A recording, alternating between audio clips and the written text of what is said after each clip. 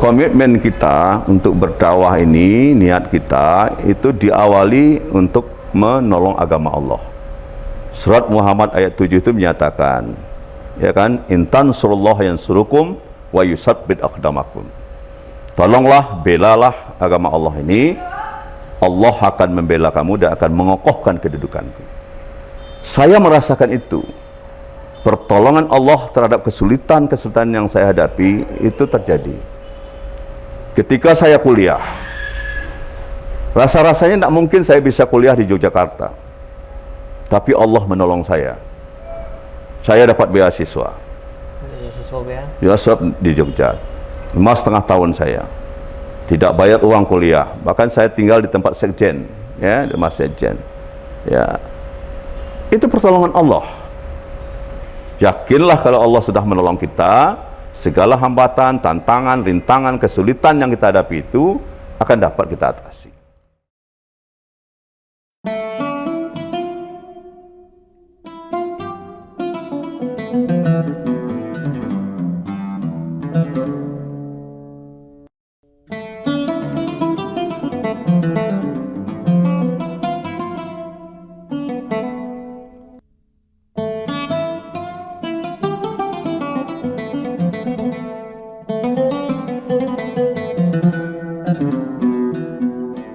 Assalamualaikum warahmatullahi wabarakatuh. Waalaikumsalam warahmatullahi wabarakatuh. Tribuners dimanapun berada, kali ini saya sedang berada dengan Buya Kijal Astri Tanjung. Yes. Yang mana kita di sini ya Tribuners, kita akan banyak berbincang Buya. Iya, siap. Seputar hal-hal yang perjalanan Buya ini Buya selama ini.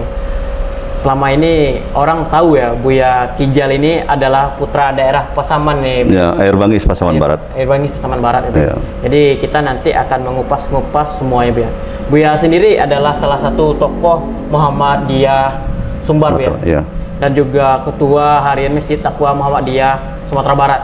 Dan Tribuners, kita ketahui Masjid Taqwa Muhammadiyah ini sendiri berada di kawasan sekitar Pasaraya Kota Padang, ya, mana kawasan ini adalah kawasan padat penduduk, juga kawasan perputaran ekonomi paling tinggi ya di Kota Padang Buya. Betul sekali.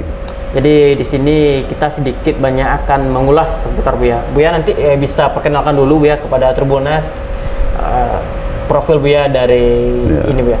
Ya, terima kasih. Assalamualaikum warahmatullahi wabarakatuh. Saya Kijal Astri Tanjung, ya, Ketua Masjid Taqwa ya Muhammadiyah Provinsi Sumatera Barat, dan juga Wakil Ketua Pimpinan Wilayah Muhammadiyah Provinsi Sumatera Barat, dan juga Ketua Badan Pembina Pondok Pesantren Al Kausar Sari Lama 50 Kota, dan juga Wakil Ketua Pengurus Dewan Harian Daerah BPK 45 Provinsi Sumatera Barat.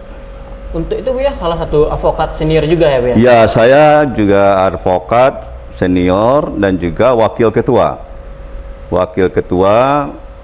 Perkumpulan Advokat Indonesia Peradin Provinsi Sumatera Barat. Provinsi Sumatera Barat ya. Ya. Dan juga itu Buya mantan akademisi. Iya, dosen, saya mantan dosen, mantan guru juga. Itu kampus mana aja Buya mengajar Buya? Saya lebih banyak di Taman Siswa ya, di Taman Siswa, dan juga pernah di SMK Muhammadiyah, dan juga mengajar di SMK Pertanian di Luar Menturun. Ya, negeri ya. Ya. Tribuners, tadi kita sudah banyak sekali ya mengenal sosok Buya Kijal Astri Tanjung ini sendiri. Jadi kita akan bertanya-tanya kepada Buya, awal mula Buya berdakwah Buya, sampai Buya sebagai ketua harian di Masjid Taqwa Muhammadiyah ini Buya. Itu boleh diceritakan Buya? Ya, saya sebenarnya berdakwah ini mulai dilatih ya. Itu sebenarnya sejak mulai SD di sekolah, dan saya sudah ikut lomba pidato ya, tingkat SD dan juga tingkat SMP. Kemudian di SMA saya juga waktu itu ketua OSIS, ikut juga lomba pidato antar sekolah ya, SMA negeri swasta dan juga madrasah aliyah negeri dan swasta di Masjid Raya Kampung Jawa Dalam ini. Jadi saya mewakili sekolah saya waktu itu, SMA Taman Siswa Padang, untuk ikut lomba pidato. Nah, yang sangat mengesan sekali ketika saya pulang kampung, baru kelas 2 SMA saya diminta untuk menjadi khatib. Khatib Bu Ya, khatib di Masjid Raya Nagari Air Bangis, Kecamatan Sungai Prayau, Sawan Barat. Ya, alhamdulillah lah pada waktu itu saya jadi khatib Masjid Raya dan orang banyak ucapkan selamat pada saya waktu itu. Mungkin ada senang atau bagaimana gitu kan. Nah, jadi basic saya sebenarnya di sekolah agama dia nggak ada, tapi saya banyak belajar agama karena saya hobinya membaca dan menulis. Itu hobi saya. Baca Al-Quran itu boleh katakan tiap hari minimal 2 kali sehari lah ya, tertibkan. Jadi saya cuma tamat SD, SMP, kemudian SMA IPA, kemudian sarjana pendidikan fisika, sarjana hukum dan magister hukum. Magister hukum. Ya, tapi saya jujur mengatakan koleksi buku saya, ya baik saya ketika di Jogja aktif di pimpinan wilayah, ya Ikatan Pelajar Muhammadiyah Yogyakarta, Istimewa Yogyakarta. Saya banyak belajar agama itu. Agama ya, Bu ya? Dan saya tidak mendikotomi, membedakan antara pendidikan umum dengan pendidikan agama. Bagi saya ilmu itu bermanfaat, ya saya pelajari itu. Jadi memang dari SMA Bu ya sudah ditunjuk ya Bu ya? Sudah, Ya, Bu ya? sudah menyampaikan apalah, tabligh ya, menyampaikan ceramah tausiah. Kalau pulang kampung itu kan masjid banyak di kampung itu. Iya, Bu ya? Nah, maka kita tiap masjid itu diminta untuk memberikan ceramah di bulan suci Ramadan terutama itu. Jadi dari SMA sudah ya Bu ya? Itu apakah memang dari latar belakang keluarga Ibu ya sendiri yang membentuk karakter Bu ya sampai di sini atau kayak mana Bu ya? Pasti ya, itu pasti. Karakter itu memang dibangun dari keluarga. Saya jujur saya katakan, saya dari keluarga yang sangat Islami ya. Orang tua saya itu memang sangat mencintai masjid. Dia imam masjid di Masjid Raya, ya Air Bangis itu kan. Jadi sajadah apapun beliau itu kadang jadi imam di situ. Walaupun dia tidak bersekolah tinggi, tapi kapasitas keimanan agamanya dan dia rajin mengikuti pengajian-pengajian ini, baik sama adiknya. Adiknya sendiri itu adalah buya besar juga di kampung, yaitu Buya Ahmad namanya, tamatan dari Candung juga, itu salah ya, Candung ya. Dan juga di Parabe juga dia ikut. Jadi dia itu banyak mengaji sama adiknya juga, sering diskusi. Dan adiknya ini sering ke rumah kami tiap pagi itu kadang. Iya, minum kopi disediakan oleh emak saya kan. Nah, itu diskusi terus persoalan agama. Bapak saya ibu saya, emak saya itu justru guru agamanya, termasuk guru besar juga dia Bangis, namanya Buya Madinin Muhammad. Nah, itu tiap mengaji terus ibu saya itu, emak saya itu dengan Buya Madinin itu. Kadang ada perbedaan materi kaji lah itu kan. Itu. Jadi diskusi. Itu apakah yang turun ke dakwah itu hanya Buya, anak orang tua? Oh enggak. Kakak saya sebenarnya juga sangat memotivasi saya, sangat mendorong saya. Yang ngajak saya aktif di IPM Kota Padang itu, saya kan sekolahnya di SMA Taman Siswa. Iya, Bu ya. Tapi dia yang ngajak saya menjadi pengurus IPM Kota Padang, Ikatan Pelajar Muhammadiyah Kota Padang. Nah, mulai itulah saya aktif. Termasuk di Jogja, saya juga dimotivasi supaya saya ke Muhammadiyah, ke pusat untuk aktif di Ortom, ya, Ortom, Organisasi Otonom Muhammadiyah. Nah, pulang pun saya dari Jogja, dia minta saya masuk di pengurus Pemuda Muhammadiyah. Sampailah 4 periode saya di Pemuda Muhammadiyah itu. Nah, wakil ketua terakhir dan kemudian jadi ketua. Jadi ketua pimpinan wilayah Pemuda Muhammadiyah Provinsi Sumatera Barat. Itu tahun berapa tuh, Bu ya? Itu tahun 98 sampai 2002. 2002. Ya, 98 mulainya. Jadi Buya memang proses dari bawah ya? Dari bawah kita memang dari bawah. Ya. Jadi peran kakak Buya ini sangat membentuk sebagai saat ini di Muhammadiyah ya, karakter Muhammadiyah. Saya rasa kakak saya itu perlu kita teladani. Dia seorang organisatoris dan juga pernah juga jadi ketua pengurus masjid ini. Ini fotonya ada itu yang baju biru itu. Itu namanya Bu ya? Haji Sahruji Tanjung ya, Haji Sahruji Tanjung, dan beliau pernah di DPRD provinsi dan juga pernah di MPR dan DPR RI. Beliau itu memang sangat memberikan tauladan, memberikan motivasi kepada adik-adiknya untuk melakukan pergerakan lah ya, pergerakan di Muhammadiyah ini, gerakan amar ma'ruf nahi munkar, tajdid ini. Dan itu pun ketika dia masih kuliah di IAIN waktu itu, dia sudah pulang itu tetap ya darahnya itu darah Muhammadiyah itu. Pemuda-pemuda sana itu Ya, mulai dari lagu, didikan subuh, apapun diajarkan ke kita itu loh. Jadi semangat juang dia itu yang mungkin mengalir juga kayak kita itu kan. Nah, jiwa keorganisasiannya itu. Termasuk adik saya yang putri tamat PGA di Gunung Pengilun kan. Nah, itu juga dakwah terus dia itu di Asia. Kakak saya juga, kakak saya yang di atas saya betul, itu pengurus Asia. Iya, pengurus Asia di kampung itu kan. Jadi artinya Buya berapa saudara? Jadi Saya sebenarnya 6 bersaudara. Tinggal 5, yang tua kakak saya itu baru meninggal kemarin, dah meninggal dia.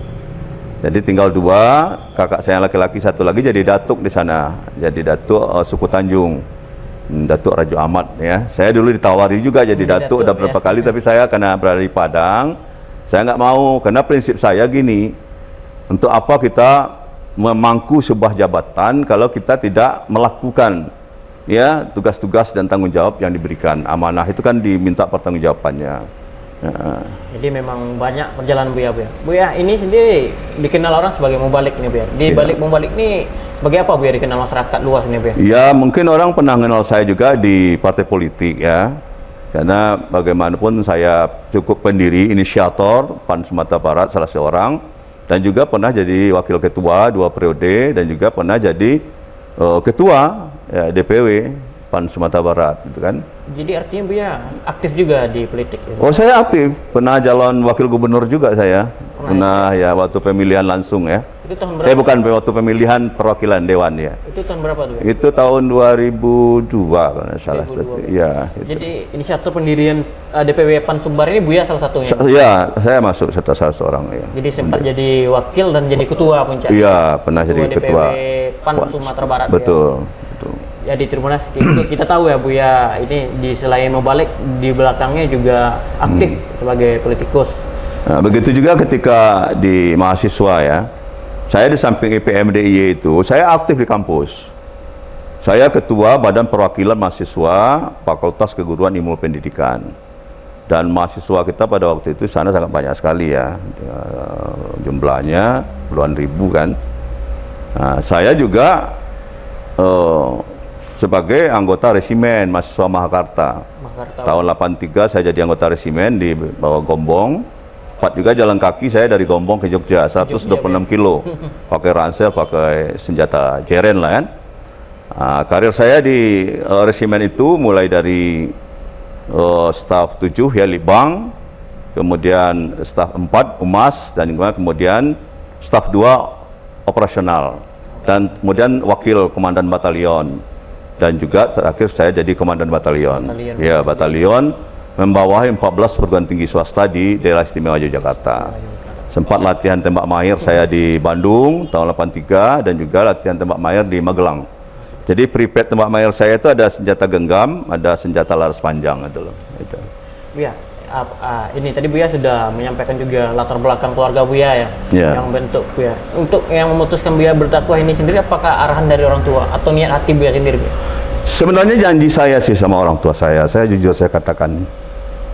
Kalau ditanya soal ini saya agak apa ya. Iya, sebenarnya orang tua saya itu dia menginginkan saya untuk masuk sekolah agama sih. Agama, ya. Karena semua anak-anaknya sekolah agama. Tapi saya waktu itu memilih untuk masuk SMP. Dan orang tua saya mengatakan, "Nggak usah aja lah sekolah daripada masuk SMP." Begitu katanya. Karena waktu itu kan kita celana pendek kan. Iya, SMP celana pendek. Untunglah kakak saya ini meyakinkan orang tua saya. Sebenarnya apa yang terselip di dalam orang tua kita tuh menyuruh kita sekolah agama? Dia sampaikan ke kakak saya ingin Jal Atri itu nanti sama dengan kakaknya, bisa berdakwah, menyampaikan ya salah agama Islam ya. Nah, kalau SMP apa pelajarannya dengan? Nah, waktu itulah saya dipanggil oleh kakak saya. Sebenarnya diinginkan Bapak, kamu ini seperti ini. Ya kalau gitu nggak apa-apa, saya berjanji. Beri kesempatan saya sekolah SMP, saya akan belajar agama. Iya, insya Allah nanti di SMA saya sudah bisa melaksanakan itu. Itu janji saya. Ya. Maka ketika pulang kampung, saya diberi kesempatan khutbah Masjid Raya itu, orang tua saya sangat senang sekali itu. Senang, ya. Oh, senangnya luar biasa. Jadi, terobat itu kan. Sejak remaja ya sudah itu. Ya. Iya, sudah. Kita sangat aktif. Waktu tinggal di Bero, saya juga pengurus wirid remaja. Wirid remaja. Ya, di Masjid Bero ya. ya, Syariatul Ihsan Berok. Ya, saya pengurus di situ karena tinggal dekat situ saya. Atau sekolah SMA itu. Jadi Buya memang tidak ada latar belakang pesantren. Saya tidak ada latar belakang pesantren, tapi saya jujur, saya hampir tiap hari itu belajar agama. Dari buku-buku. Dari buku-buku, dari Al-Quran, saya tiap hari tidak pernah tidak baca Al-Quran itu. Insya Allah. Buya, tadi Buya sempat menyinggung peran kakak ya, dan orang tua dan keluarga ya. Iya. Yang bentuk pribadi spiritual Buya memang keluarga itu, Buya. Iya, keluarga. Jadi peran keluarga itu dari apa ya? Pendidikan agama itu memang peran utama. Makanya pendidikan keluarga itu yang pertama itu adalah pendidikan keluarga, yaitu menanamkan nilai-nilai agama, adat istiadat itu memang di rumah tangga. Itu makanya ada ayat ku anfusakum wa ahlikum naro. Jagalah dirimu dan keluargamu dari siksa api neraka. Api neraka, Buya. Nah, kalau bicara tentang api neraka tentu bicara tentang agama. Agama ya, Buya. Ya, nah itu. Jadi tidak ada pada mata pelajaran umum itu bicara soal neraka itu kan. Nah, tidak ada di fisika, tidak ada juga di kimia, tidak ada juga apa kan. Nah, makanya agama. Jadi basic keluarga itu sangat penting, menanamkan nilai agama. Kalau nanti orang tua hanya menyerahkan pendidikan agama anaknya pada sekolah saja, saya rasa rugilah orang tua itu kan. Nanti tidak memadai ilmu agama anaknya itu. Jadi sangat panjang juga perjalanan Buya Ya. dalam hal itu, Buya. Buya, selain itu dalam hal apa namanya berdakwah ini sendiri, hal yang sangat sulit bagi Buya di awal berdakwah seperti apa, Buya? Sebenarnya saya kesulitan di dakwah itu ada sedikit saja, makanya saya banyak mempelajari bahasa Al-Quran itu. Kalau untuk wawasan keilmuan, insya Allah saya bisa ya, karena basic saya di samping eksak ya, dan juga sosial, hukum kan, pendidikan juga saya kan. Nah, jadi inilah saya akan lebih mendalami pendidikan agama ini dari segi bahasanya. Nah, karena di Sumatera Barat ini kan bahasa syar'i itu kan bahasa Arab. Ya. Dan kalau kita bicara nanti persoalan nilai-nilai ke Minangkabauan, tentu bahasa Minang ada istiadat. Nah, kita kan sudah ditakdirkan ini menjadi bangsa ya, suku bangsa Minangkabau. Sumatera Barat ini suku bangsa kan cuma dua, suku bangsa Minangkabau dan suku bangsa Mentawai. Ya. Nah, selaku suku bangsa Minangkabau, kita memiliki sebuah filosofi adat Basandi Syarak, Syarak Basandi Kitabullah. Dan filosofi ini sudah diakui secara regulasi kebijakan, yaitu di dalam Undang-Undang Nomor 17 Tahun 1922. Pada pasal 5C itu sangat dijelas di situ, keistimewaan Sumatera Barat itu memiliki filosofi adat Basandi Syarak, Syarak Basandi Kitabullah. Itu. Buya, ini sedikit lagi nih Buya, juga menyinggung yang hal yang sangat merubah Buya, membentuk karakter Buya seperti ini, seperti apa Buya? Mungkin bisa dijelaskan kepada Tribuners Buya. Saya karakter kepribadian saya ini sebenarnya dibentuk oleh keluarga saya sendiri. Orang tua saya itu orang yang sangat sangat jujur, sangat disiplin, kerja keras. Dia seorang petani cuma, tapi ibadah ini betul dia jaga betul ini. Bangun subuhnya ke masjidnya kan, pulang dia untuk membangunkan saya itu dia tidak pernah menyuruh saya sholat, tidak. Tapi dia ngaji dekat saya pulang subuh itu. Kalau juga tidak bisa saya bangun subuh itu karena mengaji beliau, jendela tempat kamar saya dibuka sendiri itu. Ini udah terang ini. Ya, begitu cara dia didiknya itu dengan cara halus. Halus ya. Tidak pernah dia sedikit kekerasan ngajar kita, nggak pernah. Dia dengan santun mengapakan anak-anaknya itu, termasuk mengaji juga begitu. Nyuruh kita mengaji sudah maghrib itu. Dulu kan ngaji pakai lampu togo ya. Nah itu. Saya pulang mengaji itu biar tahu Ananda ya. Saya kerja di pantai dulu di pasir itu kan.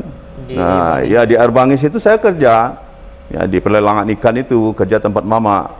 Ya mulai membalah ikan, mencabut isang ikan, mengasin ikan, membasuh, menjemur, kemudian kering menyusun untuk dijual ke Padang. Itu pekerjaan saya. Kelas 4 SD saya sudah bisa membeli sepeda ponding RT itu. Kelas 4 SD. Karena saya digaji oleh mama saya itu untuk kerjaan. Kalau Buya kecil itu situasi kehidupan Buya bagaimana Buya? Apakah masih Ya saya memang terpengaruh oleh kerja keras orang tua saya. orang tua Buya? Jatuh kecil itu waktu SD itu sampai SMP, saya sudah bersawah sendiri saya. Bersawah, Buya? Bersawah sendiri. Dikasih oleh orang tua saya tuh, garap sama kamu tuh sawah itu. Ya. Saya menabih sendiri, saya tanam sendiri, saya panen sendiri. Kebun juga saya berkebun cengkeh sendiri saya. Cengkeh, Buya? Cengkeh sendiri saya. Cuma pas saya mau sekolah ke Padang, cengkeh waktu itu jatuh harganya. Jatuh harganya, akhirnya saya pun tidak memikirkan itu lagi. Saya pikir sibuk dengan pendidikan aja lagi kan. Jadi kalau soal bertani, saya bersawah, saya beladang, ya, kebun durian kita, kebun rambutan kita, kebun apalah muda ya, mentimun, cabai, semua kita lakukan. Kebun jariang, bertonton itu jariang kita itu, dan juga batap ini. Wah itu puasa itu sangat laris sekali itu. Laris, Buya. Oh itu pusatnya tempat kita itu di Air Bangis. Di Air Bangis, Buya. Ya itulah pekerjaan kita. Jadi kita terpengaruh dengan kerja keras orang tua itu yang membuat kita apa? Mendorong kita untuk. Nah sampai saat ini itu pula yang mendorong kita ndak berhenti bekerja itu loh. Bekerja, Buya. Di organisasi ini. Aktif Buya. Iya. Mewakafkan Kejar ke diri. sana, kejar ke sini, ke sini. Kadang sudah sidang harus ke sana. Nggak pulang kita, kalau udah pergi ke rumah tuh malam aja pulangnya Malam lagi. aja, Iya, ya. iya. Jadi memang mewakafkan diri ya Buya? Iya, seperti itu yang maksimalkan. Karena ada merasa berdosa kita punya sebuah jabatan, kita tidak melaksanakan Dengan tugas itu. sungguh-sungguh ya. Iya, itu. Buya, saat ini umur sudah 66 tahun ya Buya? Iya, betul. Buya, dari 66 tahun ini sendiri Buya pernah merasa nggak? Secara langsung Buya merasa Allah pernah menegur dalam perjalanan Buya ini sendiri agar Buya lebih itu? Yang saya rasakan selama umur 26 ini memang kaki saya itu kurang dapat menyeimbangkan posisi badan saya itu loh. Entah karena berat badan. Kalau sakit-sakit lain salah saya nggak ada. Cuma kaki saya ini sering kesemutan. Kesemutan Buya? Iya itu. Jadi kadang harus dipoles dulu dengan minyak atau apa menstabilkan. Nah, ada dokter menyarankan supaya saya mengurangi berat badan gitu kan. Nah, tapi kalau soal selera makan, soal semangat, itu masih kuat. Cuma kaki itu aja yang jadi Kaki, masalah. ya. Ya, saya rasa memang kata orang penuaan itu dimulai dari kaki. Ya. Makanya kita terima saja. Tapi tetap kita memelihara dan menjaga kesehatan kaki kita itu dengan mengobat. Kadang kita terapi, itu kan, kita lakukan. Kadang obat minum, itu kan. Nah, itu. Buya, terkait peralihan Buya dari ke Mubalik ini sendiri, apakah ada pernah orang dekat Buya, teman-teman Buya menentang, mengarahkan Buya fokus kepada akademisi atau jenisnya? Dan kenapa juga Buya memilih Muhammadiyah sebagai wadah? Karena kita ketahui bukan hanya Muhammadiyah ya, NU Ya. juga ada dan ormas Islam lain juga. Ya, saya memang dari awal memang di Muhammadiyah, tidak pernah organisasi lain kan. Jadinya sejak mulai kita start tuh memang di Muhammadiyah. Tentang materi dakwah saya itu memang mungkin agak komprehensif ya. Ya, tidak hanya persoalan, kadang saya bicara soal akidah, kadang saya soal ibadah juga, kadang saya bicara soal pentingnya ilmu, ya, pentingnya penegakan hukum, pentingnya nilai-nilai adat istiadat dan budaya. Makanya mungkin wawasan saya seperti itu. Dan tiap hari saya menulis. Menulis kalau enggak 2, 1 sehari ada tulisan Ada saya. tulisan, ya. Ada tulisan saya. Nah, hari ini 2 nih tulisan saya, termasuk ke Prabowo kan. Tentang Baginda Aziz Khan ini, karena sudah cukup lama kan. Nah, jasa beliau sudah luar biasa itu. Nah, kalau untuk peralihan Buya ke Mubalik ini, adakah yang menentang Buya? Apakah ada orang dekat Buya menyuruh fokus saja sebagai advokat atau fokus saja sebagai akademisi? sampai sekarang belum ada orang yang melarang saya untuk berdakwah ya. Dan kalau ada orang yang melarang saya berdakwah, saya rasa dia sesat. Sesat dia kalau dia melarang saya berdakwah. Berhentilah berdakwah, tidak usahlah khotbah, tidak usahlah sebagai mubalik, kan sudah ada gawainya sebagai tenaga profesional, sebagai advokat. Advokat itu sebenarnya kita kan berdakwah juga, menegakkan hukum kan, memperjuangkan hak-hak publik. Kadang masyarakat yang tidak mampu, dia ingin memperjuangkan hak dia untuk mengontrak advokat, uang nggak ada, itu kita bantu. Saya sering membantu klien saya. Ya, kadang 2 juta, kadang 3 juta, pakai uang saya aja dulu. Itu. Iya, iya. Kalau kalah dia ya udah saya. Kalau kalah ya sudah, habislah uang saya. Tapi nanti kalau dia menang ya dibalikkan uangnya, gitu aja. Tapi dia puas, rasa kita udah memperjuangkan hak-hak dia, itu kan. Nah, itu. Kadang ada advokat yang saya bina juga, heran dia kok mau meminjamkan uangnya sama klien. Ya, itulah salah satu kewajiban kita di dalam penegakan hukum itu, memperjuangkan hak rakyat, gitu kan. Jadi ada yang berbayar, ada yang tidak berbayar, itu biasa itu. Biasa ya. Iya, sama juga dengan mubalik kita ini. Kalau dibayar transportasi alhamdulillah, kalau enggak apa-apa juga. Di Masjid Taqwa ini juga seperti itu. Zuhur mubaliknya dibayar, asar tidak. Nah, Tidak ya. iya. Kalau untuk ini Buya, ini Buya termasuk orang yang sangat sibuk juga ya aktivitas Buya. Pengorbanan terbesar bagi Buya seperti apa Buya? Apakah ada yang dikorbankan kayak waktu sama keluarga dan anak ini Buya khususnya? Itu seperti apa Buya? Saya sangat bangga dengan keluarga saya, istri saya sangat memahami kesibukan saya. Mungkin karena istri saya ini kan juga bapaknya orang organisasi juga ya, pernah juga di DPRD di Sijunjung ya, pernah ketua Elkam juga, pernah juga di KNPI. Jadi karena kakaknya juga orang organisatoris lah ya. Nah, jadi dia memahami tentang saya. Nah, dan dia memang orangnya sangat sangat memperhatikan kepentingan saya. Untuk tugas-tugas saya itu dia selalu tanya, besok apa kegiatan gini-gini. Nah, termasuk pakaian saya itu ditanya, besok apa. Begitu luar biasanya kalau istri saya tuh. Dukungannya luar biasa. Dan juga dukungan dari anak-anak. Tak satu pun anak-anak itu yang melarang saya untuk berdakwah, ya tidak ada satupun. Yang dia larang di usia saya yang seperti ini, dia melarang saya udah berhentilah untuk kegiatan politik praktis. Nah, jadi bukan berarti di politik saya tidak mengikuti perkembangan. Saya ikuti perkembangan, head politik itu penting, tapi keluarga saya melarang saya untuk aktif di politik praktis. Menjadi pengurus partai, menjadi calon, ini sebagainya, itu memang saya dilarang udah. Dilarang, ya. Nah, fokuslah ke Muhammadiyah, fokuslah ke taman siswa, kegiatan sosial lainnya gitu.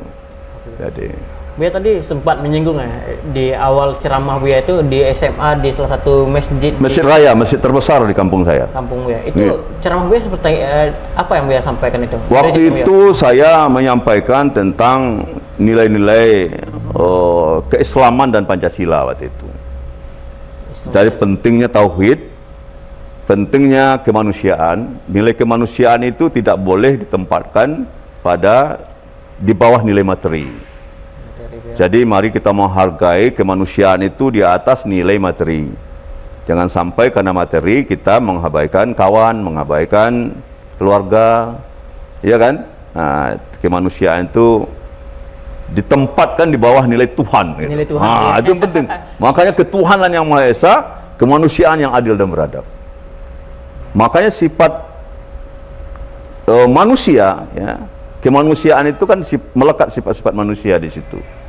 Ya, jadi esensi manusia itu sebagai ciptaan Allah, makhluk Allah, itu harus ditempatkan dengan posisi yang terhormat, ya, jangan ditaruh di bawah nilai materi itu. Buya, ini awal-awal ceramahnya juga di SMA. Apakah ini pernah diremehkan, Buya? Mungkin ada orang di belakang saya dia ngomong mungkin kajinya kurang dalam dan sebagainya. Itu biasa itu kan. Ada yang tapi itu tantangan bagi kita. Kalau ada orang mengatakan kaji kita tuh kurang dalam, ya, itu biasa. Kita pun juga tidak butuh sanjungan orang dalam berdakwah itu kan. Tapi bila orang memedukan kita, jangan sampai kita tidak memenuhi gitu loh. Buya, kalau perjalanan panjang Buya dari 66 tahun ini Buya, tantangan terbesar berdakwah di Padang Sumbar secara luas ini seperti apa Buya? Mungkin bisa diceritakan Buya agar bisa jadi inspirasi juga bagi anak-anak muda saat ini Buya. Tantangan dalam berdakwah itu, kalau untuk sekarang kan kita harus menguasai media ya, menguasai media, teknologi, termasuk digital, gitu kan. Nah, bagaimana materi-materi kita itu tidak hanya sekedar disampaikan di masjid saja, sehingga jamaah yang hadir saja yang menikmati. Nah, makanya masjid digital itulah yang kita galakkan sekarang. Masjid Taqwa ini salah satu masjid digitalisasi ya, digitalisasi masjid yang kita lakukan. Maka semua materi-materi ceramah kita ini selalu direkam ini, ya, kemudian disebarluaskan pada media sosial yang ada. Ini salah satu tantangan. Dan kemudian sebagai mubaligh kita harus banyak membaca yang tersirat dan tersurat, kan? Tersirat juga harus kita baca, tersurat, bahkan yang tersuruh pun harus kita baca. Nah, sehingga materi kita itu menjadi materi yang mengena di hati jamaah kita. Ya, dan ceramah itu tidak perlu lama-lama sebenarnya, paling lama 20 menit cukup, tapi penting inti sari dari materi yang kita dapatkan sampai. Pesan yang kita sampaikan itu nyampe. Karena bagaimanapun dakwah itu antara komunikator kita, pendakwah, dengan komunikan. Komunikan adalah jamaah yang mendengar, dan kemudian informasi. Nah, ini penting.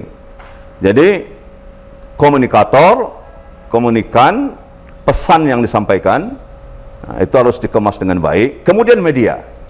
Nah, media. Sebagus apapun pesan yang kita sampaikan, kalau tidak disebarkan oleh media, ya kan, itu tidak akan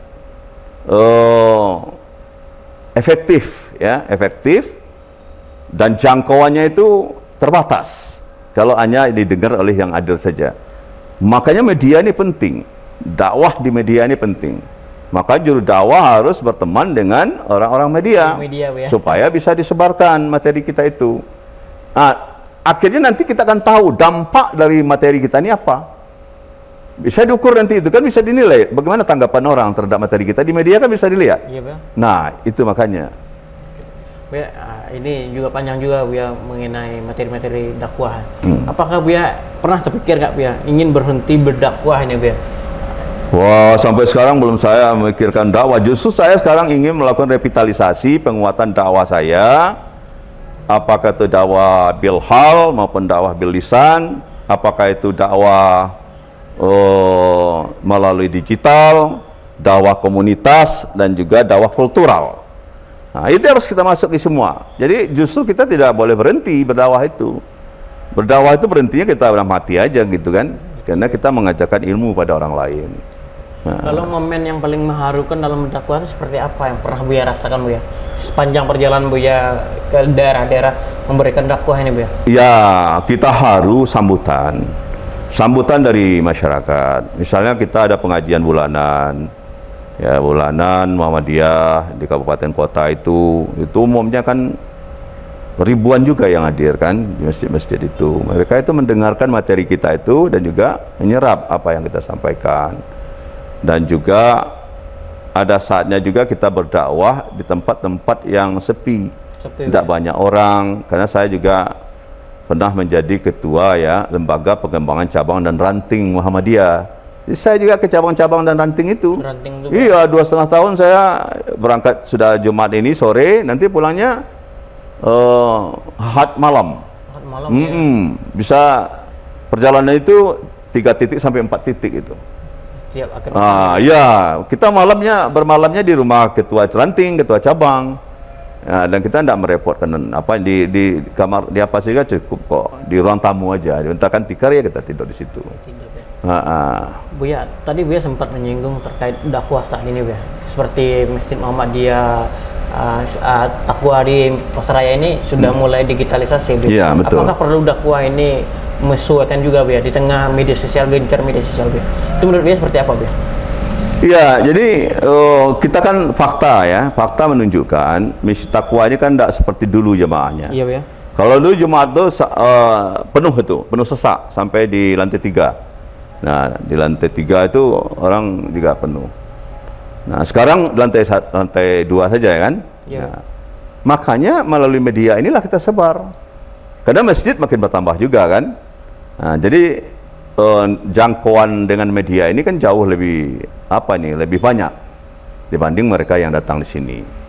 Nah, namun demikian, bagaimana kita menggunakan teknologi digital ini dengan sebaik-baiknya untuk mengemas materi-materi yang mungkin bermanfaat ya bagi masyarakat, dan itu bisa didengar ya dan bisa dibaca oleh masyarakat kita itu.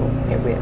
Ini juga Tribuners, kita sangat panjang ya membahas dari Buya Kijal Astri Tanjung, perjalanan dari bawah, bagaimana dia membentuk karakter dia dari bawah, memang dari bawah tanpa ada dukungan manapun Bu ya, Iya. langsung memang dari bawah Bu prosesnya.